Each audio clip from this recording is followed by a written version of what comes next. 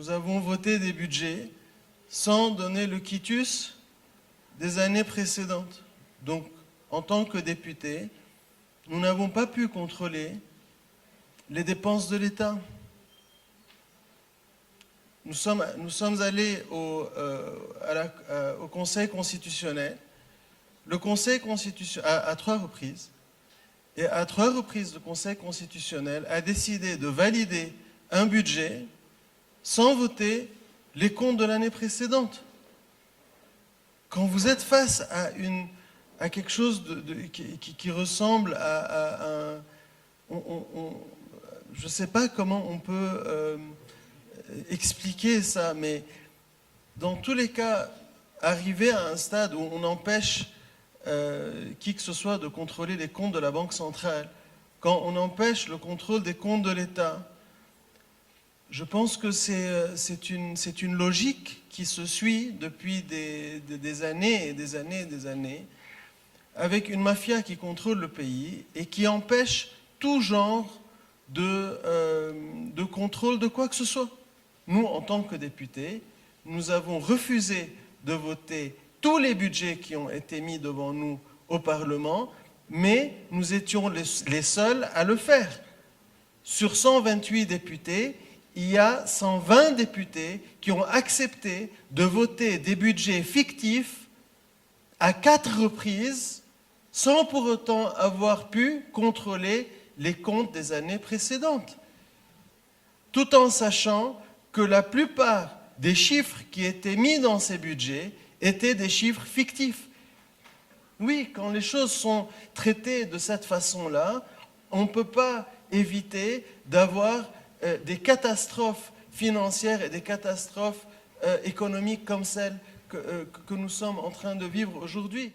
De complots entre la mafia, entre la milice qui contrôle la mafia et entre, malheureusement, le gouverneur de la Banque centrale qui devrait être tenu responsable du fait qu'il est en train de cacher aux Libanais pendant des années, il a caché aux Libanais la vérité, il a caché la catastrophe dans laquelle il se trouve, il a essayé de faire une fuite en avant en faisant des ingénieries financières pour cacher encore une fois la catastrophe dans laquelle nous nous sommes engouffrés, et voilà. Et finalement, tant que personne n'est tenu responsable, tant que les Libanais ne sont pas au courant, tant qu'ils ne tiennent pas responsables et qu'ils ne sanctionnent pas leurs députés qui ont été des momies dans un Parlement qui n'a rien foutu pendant des années, et tant qu'on ne tient pas responsable ces députés qui sont responsables de lever la voix et de dire et de condamner cette façon de gérer les deniers publics, voilà, c'est ça le résultat. Vous avez un système judiciaire qui est totalement impuissant face à la mafia, et finalement, c'est un cumul d'une classe politique qui est complètement, on va dire, paralysée, ou bien qui est complètement affiliée, ou bien qui est complètement endormie, je ne sais pas comment on appelle ça. On a une justice qui est sous contrôle. On empêche un contrôle des comptes de la Banque centrale, parce que quand on va contrôler les comptes de la Banque centrale, it's a Pandora box qui va ouvrir tout le reste des scandales qui ont touché l'État pendant toute cette période. Mais moi, j'ai voulu revenir sur cette question de vote de budget sans voter les comptes.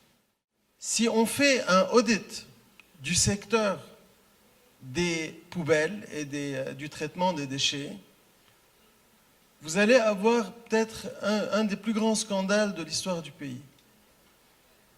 Quand une société comme Souclean faisait payer l'État libanais 180 $ la tonne, alors qu'aujourd'hui, la compagnie actuelle qui est encore en train de faire peut-être 50% de profit est en train de se faire payer 60 $. Vous pouvez imaginer 120 $ par tonne de déchets, de commissions et cela pendant 15 ans, pendant 15 ans à peu près, de traitement des déchets. Ils se sont fait des centaines et des centaines et des centaines de millions de dollars de commissions et de vols. Allons au secteur de l'électricité. Le grand scandale des barges d'électricité. Mais c'est un scandale à faire dormir debout. Et pourtant, nous sommes allés, et dans les deux dossiers, nous sommes allés à la justice.